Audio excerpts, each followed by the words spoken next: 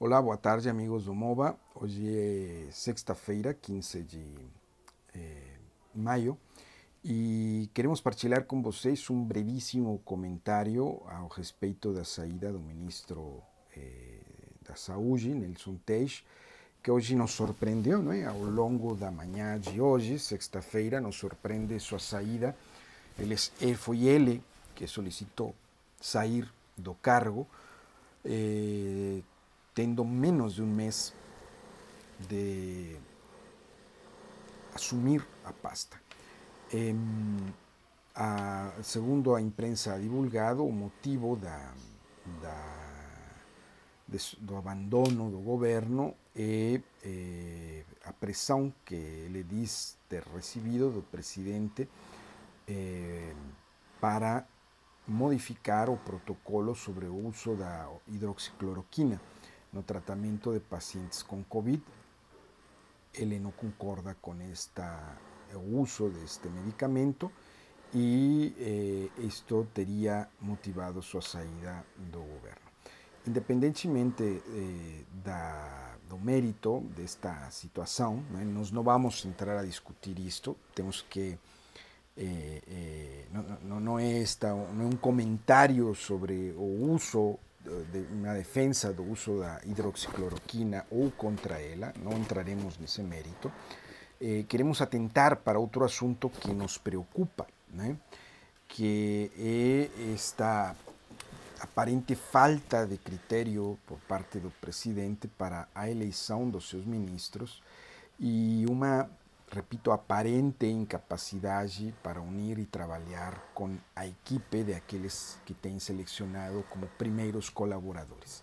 E digo aparente porque nós não temos informações de primeira mão, de fonte primária, que nos permitam ver como o presidente está agindo, como interage com sua equipe, o processo que ele assume para a indicação de aqueles que vão ocupar os ministérios, que vão formar parte da sua equipe de primeira linha, né, no governo. Então, nós estamos fazendo um juízo desde o que vemos como espectadores com a informação que nos chega, de tal forma que há uma grande margem de erro para isto. Todavia, o que alcançamos a ver com esta informação nos preocupa. Nos preocupa, por exemplo, como o presidente, sabemos que estava sob uma pressão com a exoneração de Mandetta, no meio da pandemia. Sabemos que não é fácil tomar decisões de uma forma tão rápida. Todavia, nos perguntamos se acaso o presidente não chegou a conversar com Nelson Teich sobre suas opiniões ao respeito desta abordagem que o governo desde então tinha muita clareza que faria, o uso da hidroxicloroquina, se isto não foi conversado previamente com ele. Se isto foi conversado e o ministro Teich falou que assumiria e agora sai se excusando, dizendo que está sendo pressionado e que ele não concorda com o uso deste medicamento para a atenção de pacientes com a Covid-19, tudo bem, poderia então se explicar que houve, de alguma forma, uma falta à palavra do ministro. Mas se o que o ministro fala é verdadeiro, então nos perguntamos se por acaso o presidente não chegou a conversar com ele antes de indicá-lo. Isto é algo muito importante, porque imediatamente vem então também à nossa cabeça se o presidente conversou com Regina Duarte sobre o que esperava antes de nomeá-la, se conversou em sério, de forma profunda, com Regina Duarte antes de nomeá-la como ministra de Cultura. Quando ela foi nomeada ministra de Cultura, havia suficientes elementos, me parece, à mão, ao público, que eram públicos pela imprensa, para pelo menos entrever, prever diversas janelas abertas que gerarían uma situação problemática com ela no comando do ministério. O presidente acaso não conversou com ela a necessidade de sarar toda essa estrutura de colaboradores que tiveram uma visão diferente à do próprio governo em matéria de cultura? Ou seja, são perguntas que aqui nos surgem, né? Errar no início do governo parece tranquilo, né? Com a nomeação, por exemplo, do ministro Sérgio Moro, sem muita conversa, aparentemente, nós poderíamos entender, tudo bem, ele nomeou a alguém que era presidente, que era um símbolo da luta contra a corrupção, de alguma forma não tinha jeito, tinha que convidá-lo ao seu governo, pelo menos fazer esse gesto. Poderíamos dizer isto, tudo bem. Mas será que o presidente, naquela conversa que teve em sua casa, chegou a conversar com o ministro Sérgio Moro, que para ele a questão de ampliar a possibilidade dos cidadãos ter armas em suas casas e o combate não só ao crime organizado, mas ao crime nas ruas de uma forma firme, forte, eram elementos importantes para seu governo? Será que havia que chegou a haver, por acaso, essa conversa? Não sabemos, provavelmente não. Né? Provavelmente não. Mas naquele momento era, de alguma forma, explicável que essas conversas puderam não ter acontecido. Mas no desenvolvimento do governo, dos trabalhos do governo, né? Já com um ano e poucos, o mesmo poderíamos dizer, por exemplo, do ministro Vélez, né? Mas hoje já não poderia existir essa desculpa. Hoje o presidente precisa, antes de nomear alguém, saber perfeitamente, ter clareza do que seu governo pretende nessa área, das questões fundamentais, prioritárias para o governo nessa área onde será nomeado um novo ministro. E então encontrar uma pessoa adequada que se comprometa a impulsionar isto, né? E deve haver registro através de testemunhas disto, né? Dessas conversas. Falta, parece, ao presidente critério nesta eleição dos candidatos. E isto é preocupante. Né? Preocupante também é ver, pelo que o presidente parece, repito, parece incapaz de unir e trabalhar a sua equipe, especialmente em um momento complicado e difícil como este que estamos vivendo, de uma crise que não é só sanitária, que não é só econômica, mas é uma crise política em um ponto álgido e também institucional. Não porque o presidente tenha criado uma crise institucional, sino porque tem dois poderes tentando derrubar o presidente ou limitar sua ação, o poder legislativo e o poder judiciário. E é fato que estamos neste momento nessa crise. Se temos o exército no meio, tendo um papel significativo, importante, mas que pretende também atribuir-se uma espécie de poder moderador informal, disputando este poder com o Supremo Tribunal. Então, a situação que vivimos não é fácil e o presidente não parece capaz de poder integrar a seus ministros. Se o que foi revelado daquele vídeo da reunião ministerial com Moro, se o que foi revelado da forma em que o presidente tratou aos ministros nesse dia, numa reunião, tudo bem, ele estava exaltado, o que quiser, mas se o que foi revelado lá é verdadeiro e que o presidente trata aos gritos aos ministros,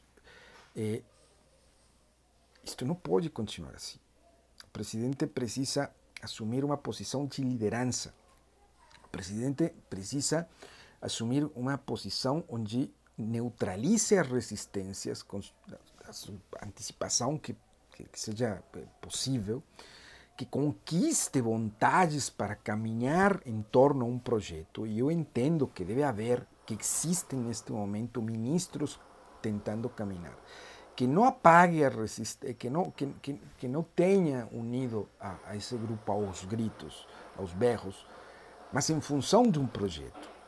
Ele é capaz disto, o presidente tem a coragem, a determinação que lhe tornaria capaz disto, mas ele precisa escutar, quizás o faça, mas não é não é o que chega, a visão que chega para nós.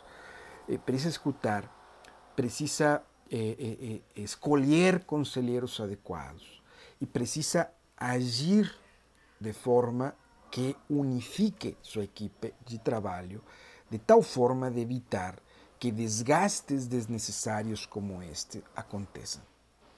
Se o presidente provavelmente hubiera tido um pouco de maior cuidado na eleição de Teixe e se apressado um pouco menos para escolher ao substituto de Mandetta, ainda que era difícil, lo reconhecemos, por estar no meio da crise sanitária, mas se pelo menos hubiera falado com ele o que era prioritário para o governo neste combate, provavelmente esta bomba de hoje não teríamos. Hubiera sido desarticulada lá atrás nesse primeiro momento. Vejam, por um vídeo que foi pela conferência de prensa de 2 dias atrás, 2, 3 dias atrás, soubimos que o ministro Nelson Teich não sabia, aparentemente, pelo menos o que o vídeo mostra, não sabia, não havia sido consultado sobre a ampliação dos rubros essenciais para a reabertura da economia, que o presidente havia determinado. Não entraremos no mérito disso. Nos parece que deve haver sim uma abertura escalonada, progressiva, cada vez mais intensa e respeitando as circunstâncias das localidades, né? A situação do avanço do vírus nas localidades, mas deve sim haver esta atenção pela questão econômica. Mas essa era uma coisa fundamental que deveria ter sido conversada com o ministro. Ou o ministro fingiu que não sabia. É uma possibilidade. Ou realmente o presidente nunca conversou com ele antes isto, e não lhe comunicou antes esta abertura. Se o presidente não lhe comunicou antes, é uma grave falha que deve se sarar. Por outra parte, a área de comunicação também deveria estar agindo. O que está fazendo o secretário de comunicação para poder exprimir, para poder divulgar, para poder focar em uma comunicação proativa que possibilite evidenciar o que o governo já fez e está fazendo todos os dias respeito à crise sanitária. Estas são coisas que nos preocupam. O presidente deve, repetimos, agir como o que é o chefe da nação. É o chefe da nação. E, portanto, deve neutralizar as resistências, deve conquistar as vontades, deve unir a seus colaboradores em torno a ele de uma forma adequada, correta, que possibilite que haja esta unidade no caminho do governo para enfrentar estas 4 crises que estão abertas: sanitária, econômica, política e institucional. Senão, ele estará cavando seu próprio túmulo. Toda semana temos capacidade para aguentar a saída de um ministro, para aguentar uma bomba que, escutem, não vem de fora, que vem de dentro e poderia ter sido desativada antes, que poderia ter sido trabalhada de uma forma diferente. São perguntas que ficam.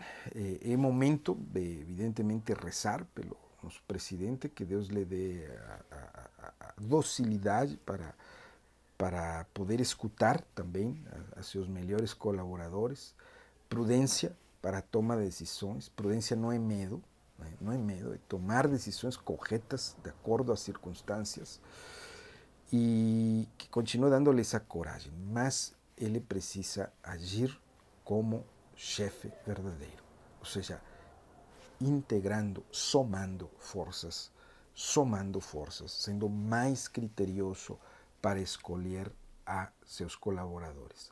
Aparentemente, o indicado, o mais possível indicado para substituir a Teixe é o general Eduardo Palazuelo, um homem que foi comandante da 12ª Região Militar da Amazônia, conhece de pandemias, conhece, ou seja, isto é bom, saber que uma pessoa da Amazônia que trabalhou naquela região é bom, né? Todavia, é mais um militar, seria, em caso de ser indicado, mais um militar no primeiro quadro do governo. Isso tem suas vantagens e também suas desvantagens, né?